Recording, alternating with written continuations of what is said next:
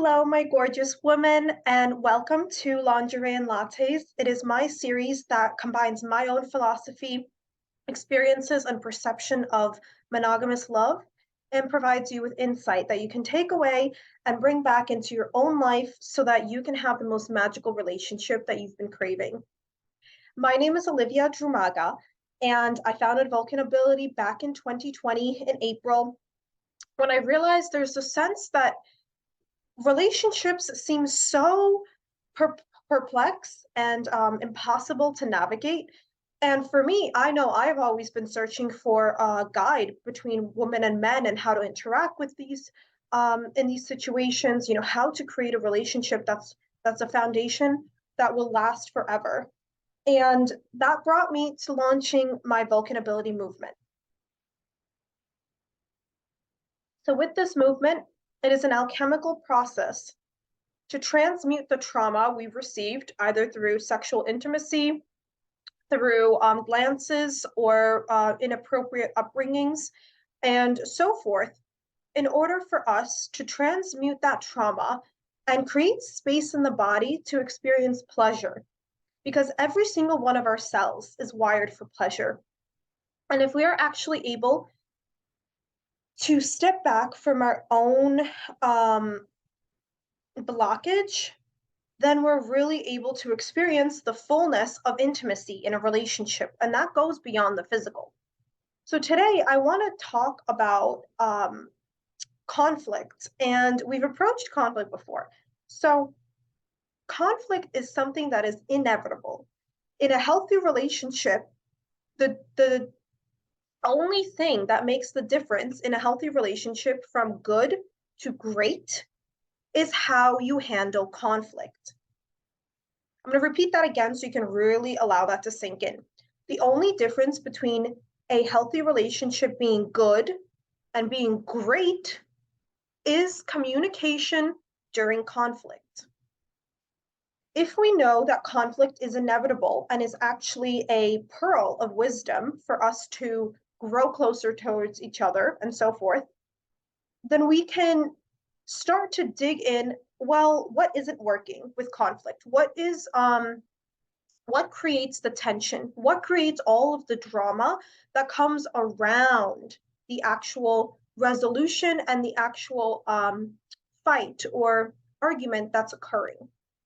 And if you haven't, you should go back to my old videos. I've talked a lot about how to handle conversations during conflict and so forth in my previous videos during Lingerie and Lattes. Today, though, I'm taking more of an approach. How can we be dramatic and add flair and understand that can actually bring up laughter and harmony even during the conflict? So let me explain.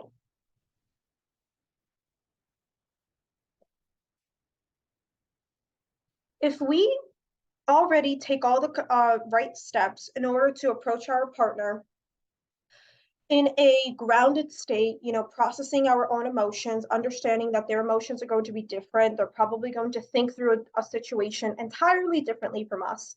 And neither of us are wrong. Neither of us are correct. We just are. I think that's the biggest key here. When we approach conflict as I'm right or my partner is right, or even if you end the conflict by focusing too much on which side won or which side was the correct one, it kind of misses the point because conflict is always going to be occurring. It's impossible for it not to be, because the reason we have conflict is because we are different people. As much as we are part of the collective, we also have our own experiences that we're processing.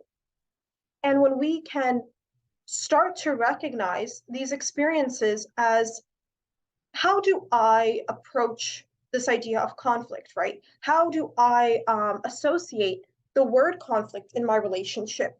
Do I exist in a good relationship? Do I exist in a great relationship?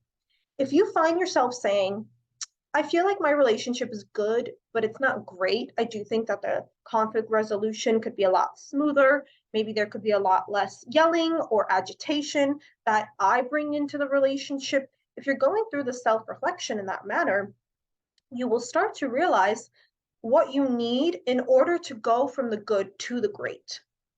And that's going to really be dependent upon you, about upon your relationship and what is currently happening. Because if you don't know what is currently happening, how can you change it?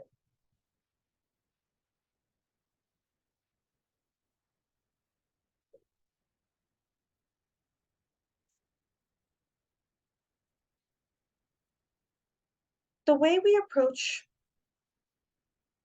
differences of experience in a relationship could become such a bridge to the next level of any relationship. And that's why the relationship becomes great when you put to use great communication skills, which includes active listening. Let's say whoever, and being honest with yourself, that's something that is super super important. The only way you and your partner can come back into harmony is if you let the ego subside, if you let it take a back seat. You're not invited to this room. This is the I don't know what you would want to call it. To me, I just had this visual of like a war room in a government, like a, like an office building or something, where you just go in there and it's like the top level people. It is super confidential. You don't want outside noise. You don't want the ego. You don't want the higher than thou attitude. You don't want the, you know, kind of bribe, not a bit of blackmail, like if you don't do this, then I will, et cetera, et cetera, et cetera. If you don't abide by what I'm saying, then I'm leaving you. If you don't abide by what I'm saying, I might kill myself. If you don't abide by what I'm doing, I might go back to drinking. If you don't do this for me, then blah, blah, blah. That's all blackmail. Okay. We don't allow that into this room, because the only way you're going to have a successful relationship is if you put down your defenses. And sure, they can come up, but your partner should then be an advocate for your relationship and for you, and knock those defenses down. And I don't mean that this is a gaslighting of any kind. No, actually, it brings you back into reality. So let's explore this. Let's imagine that someone is experiencing frustration at their partner for doing something that they deem wrong, and they've called this person out and they're saying, why didn't you do this XYZ? This is how you're making me feel, and they go off onto their own experience. And then their partner is saying, hold up, you mentioned XYZ, but Y was never a part of that, which kind of seems like the linchpin which would make your theory correct. So if Y never happened, I think you have you have a misinterpretation of the experience. And your partner should be well aware of themselves and of yourself to communicate that to you in an open manner and say, why don't we get back to what's really at hand, instead of you flying off the handle and, saying you're going to leave the person, you're going to go back to a bad habit because they're not there. That's putting all of the pressure off of you, all of the responsibility, accountability off of you and onto them. And when we do that, when we are trying to also gaslight perhaps our partner and saying, oh, you don't experience this the same way I've experienced it, and all these statements, then we can really hurt ourselves. We can really hurt ourselves, because if we can understand why we default into these behaviors, why we default into maybe exaggerating when we're frustrated with our partners, maybe we do start blaming them, catching ourselves and having our partner help us weave these stories out from the conflict, can only happen if you've both done the whole prep work of, noticing yourself, recognizing what is true for you, being okay with processing yourself and your emotions, then stepping up into the relationship and saying, hey, I think we have to discuss this because it's really been eating me up and I don't want this to continue building resentment. When we do all of these things, we find greater harmony. And the more we see conflict as a potential bridge into the next level, from going from good to the great, then that's how we build successful relationships. That's how we expand our intimacy by taking ideas that maybe were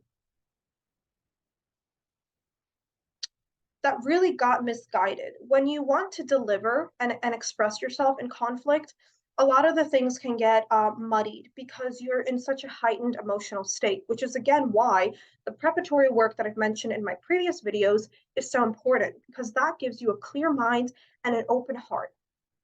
And when you approach your conflict in those two manners, a clear mind and an open heart, you're ready to talk. And the second you're ready to talk with your partner, and hopefully they're in the same place as you because they're doing all this inner work, and if they're not, you're somehow guiding it through, then this could be such a beautiful tool in order to take your relationship to the next level and have it become great. Thank you so much. Stay sacred. Happy Magical Friday. And I'll speak to you all next week.